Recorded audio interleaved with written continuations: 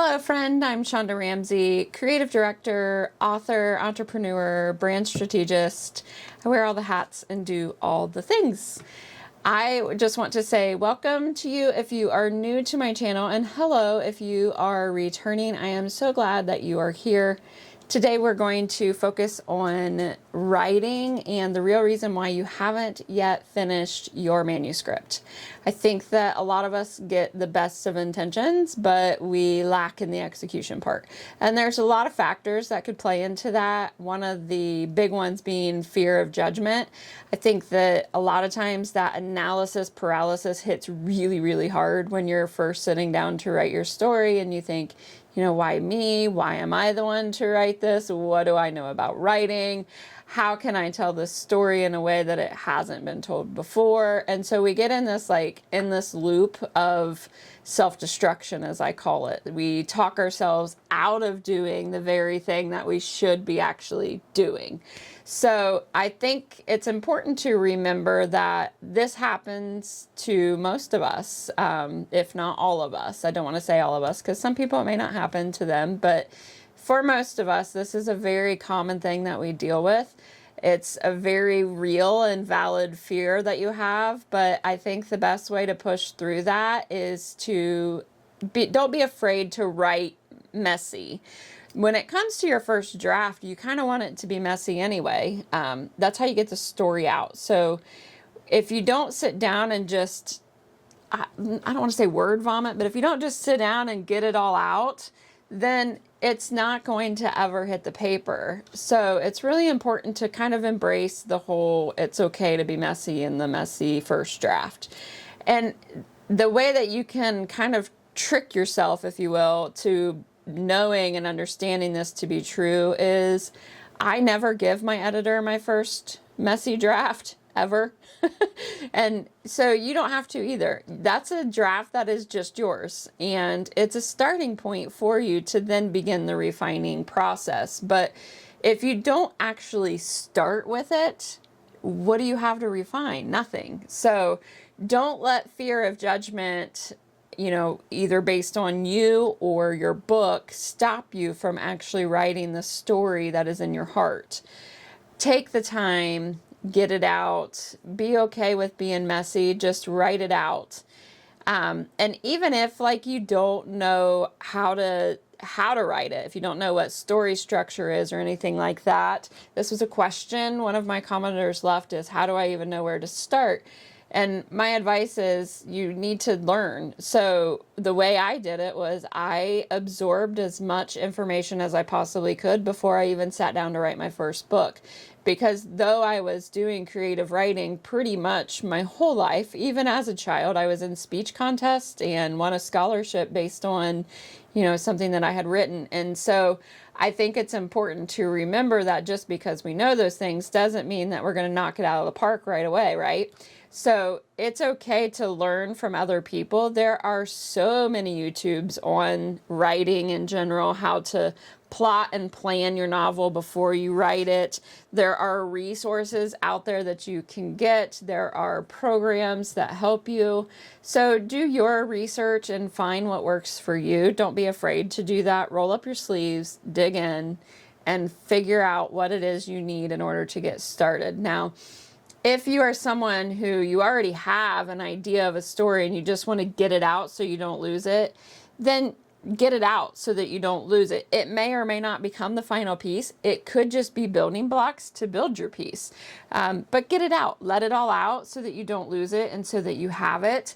I like to do this, and then I have folders where I just store everything and say, you know what, this could be a really good concept for a book later on. And it might just be like the backstory of a character or a scene. And then I can really just kind of mold it and make it to what I want within the story later on once I figure out the actual outline and the plot. So just getting started is a big thing, and also don't fall into perfectionism loops. Don't feel like it has to be perfect right away, because it doesn't. That's what editing is for. Really, to be honest with you, I think sometimes the easiest part of writing a book is actually writing the book. The hard part is the editing process, because that's where You get another set of eyes on it who, knows what editing is, and then they challenge your writing. So at first that can be intimidating, but let go of the need to be perfect because they will make your book so much better. I have worked with my editor on 3 books now, and I tell her every time she's not allowed to quit. She can never retire. She must always be an editor because she makes my books better. And there's nothing wrong with that. That's a great thing. I love that she is the second set of eyes who can catch all of the things that I miss. I have a terrible tendency of changing tenses without realizing it. So she catches that for me and just other things like that. So she's really good at fixing my mistakes. So you have to know that, there's going to be mistakes in it, especially because you're so close to the story. Like, what you want to say and you want it to feel like, but sometimes articulating that in a way that a reader can follow along and understand can be challenging. And so relying on an editor and letting them help you work through the errors and the omissions is a good thing. So don't get stuck in that perfectionism loop. Be okay with letting it go. And then another one of my favorite things is you need accountability. There's no ifs, ands, or buts around this. In order to really reach your goals, you need accountability. If you don't have it, then it'll be like a forever work in progress that may take you 10 years to even see the light of day. And if you don't want it to take that long, then you need accountability to stay on it. And I'm speaking from experience here. I started writing my Roadmap to Romance series back in, I want to say 2021, somewhere around there. It was after the shutdown, and a friend and I were doing writing prompts, and we were challenging each other to just do creative writing again because it was something we both really liked. And as readers, we always wanted to just try, right? So we would challenge each other to write with these writing prompts, and then we would read each other's work. And that was how we both discovered that we actually both are really good at this. So we ended up challenging each other to do more and more and more until we got to the point where we both are writing and publishing series. And if I did not have her pushing me to do it, I probably would have bailed a long time ago, to be honest, because I did bail on it twice. After writing what is going to be book 2 in my series, I just couldn't connect with it. I didn't know what I was doing. I felt like it lacked structure, but I didn't know how to fix it.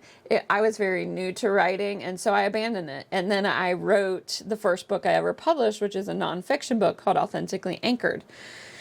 That was a little easier. It was my story, so it was easier to develop, and then I added scripture to go along with it. And I am a teacher at heart, and so I was able to put those things together and create a book that helped other people. And so then once I did that, I felt better about my writing ability, and then I started to write my second fiction book, which is book 1 in my series, Without Reservations, which is already published.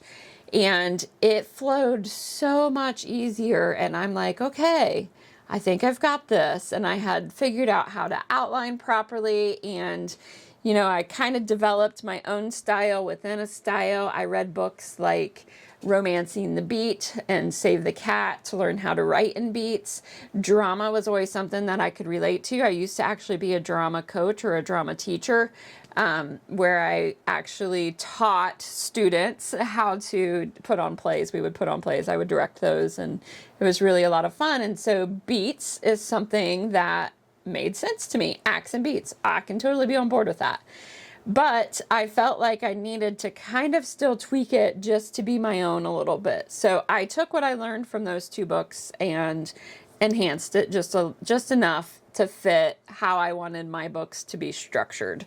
And it still loosely follows those, 3 acts and the different beats that it needs to hit, but it has a little bit more woven into it to get the external plot things that I want in there aside from just romance, right? So a romance book focuses heavily on the romantic couple and how they meet and how they fall in love, but there needs to be challenges. And so that comes by way of my plot. So plotting is really important.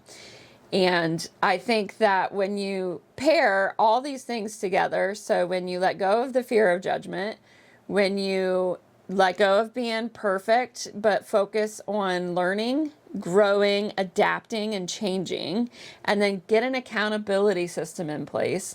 Once you have that done, then you'll be able to start making strides in your writing. Now, if you don't have anybody who is a writer or understands what your goal is for writing, and you are looking for an accountability system, then I want to invite you to join the one that I lead. It's called November to New Year. We meet each month with a goal in mind of starting a work in progress every November and finishing our rough, messy draft by the end of the year.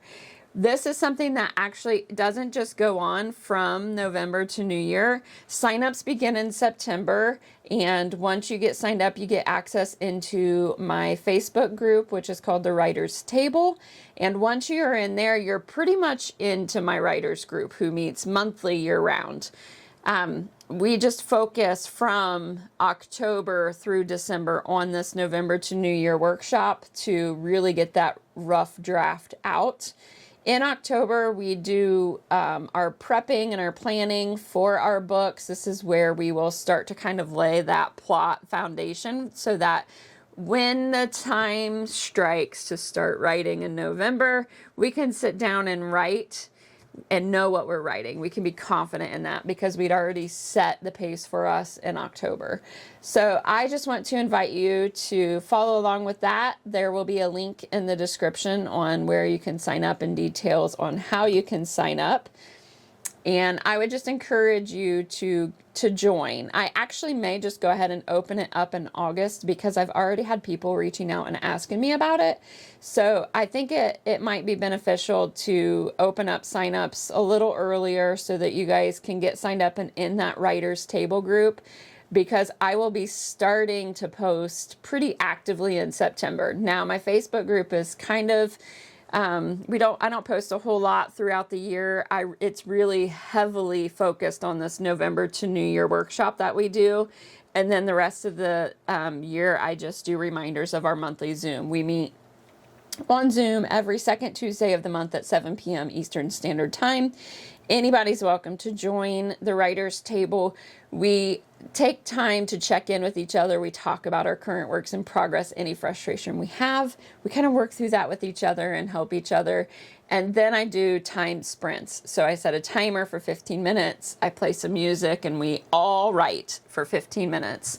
And then we come back and we share how many words we got. And then we do it again until time runs out for the meeting. So you are welcome to join at any time. The link will be in the description for you to get access into that Facebook group so that you can start joining our accountability system that we have in place and get to know some of the other authors who are helping me be accountable.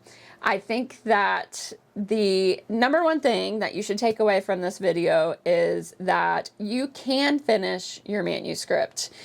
It's possible to do.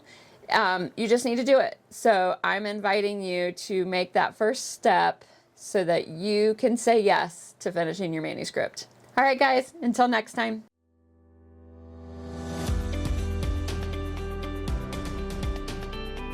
Hello, friend. I'm Shonda Ramsey. If you found your way here, chances are you're a woman who creates, builds, or leads in your area of expertise.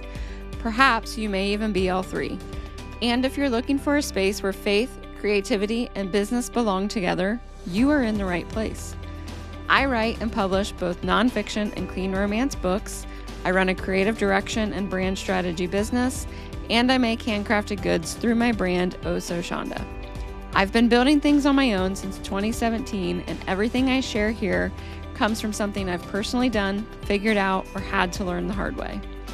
On this channel, you'll find honest conversations about the writing life, brand strategy, and creative entrepreneurship, and the faith that guides us. I'll be teaching by sharing genuine conversations for the woman who is doing the work. I'm so glad you're here.